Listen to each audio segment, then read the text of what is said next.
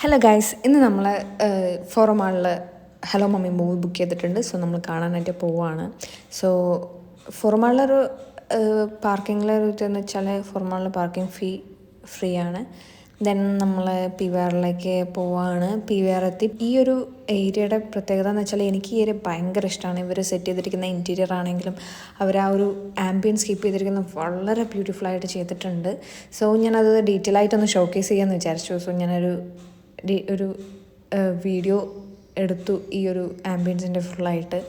So നിങ്ങൾക്ക് നോക്കിയാൽ തന്നെ മനസ്സിലായി, കളർ കോമ്പിനേഷൻസ് ആണെങ്കിലും ലൈറ്റിംഗ് ആണെങ്കിലും വളരെ ലക്ഷറസ് ആയിട്ട് നമുക്ക് വേറെ ഇപ്പം ലുലു മോളിലോ അങ്ങനെ പോകുമ്പോൾ കമ്പയർ ചെയ്യുകയാണെന്നുണ്ടെങ്കിൽ ഏറ്റവും ബെസ്റ്റ് ആംബിയൻസ്, ഏറ്റവും ബെസ്റ്റായിട്ടുള്ള ഒരു ഫീലാണ്. വാൾ ഡെക്കറേഷൻസ് ഒക്കെ വളരെ നന്നായിട്ടുണ്ട്. ഫോറമാളിൽ എവിടെ പോയാലും നമുക്ക് ഫോട്ടോ ഫ്രെയിംസ് ഇഷ്ടം പോലെയുണ്ട്. അവർ അത്രയും നന്നായിട്ട് വാൾ ഡെക്കർ ചെയ്തിട്ടുണ്ട്. സീലിങ്സ് ആണെങ്കിലും ഫ്ലോർ ആണെങ്കിലും എല്ലാം വളരെ ഇമ്പ്രസീവാണ്.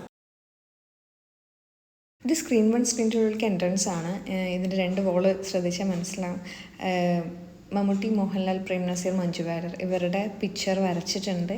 അതിന് ഓപ്പോസിറ്റായിട്ട് തന്നെ അവരുടെ ചെറിയ ഡിസ്ക്രിപ്ഷൻ പ്ലസ് അവരുടെ മൂവീൻ്റെ കുറച്ച് ഡീറ്റെയിൽസും കൊടുത്തിട്ടുണ്ട്. അപ്പം ദെൻ ആ ഒരു പോർഷനൊക്കെ ഭംഗിയായിട്ട് ഡെക്കറേറ്റ് ചെയ്തിട്ടുണ്ട്. അങ്ങനെ മൂവിയൊക്കെ കണ്ടു. മൂവിയെ പറ്റി സംസാരിക്കുകയാണെന്നുണ്ടെങ്കിൽ ഒരു ആവറേജ് മൂവിയാണ്.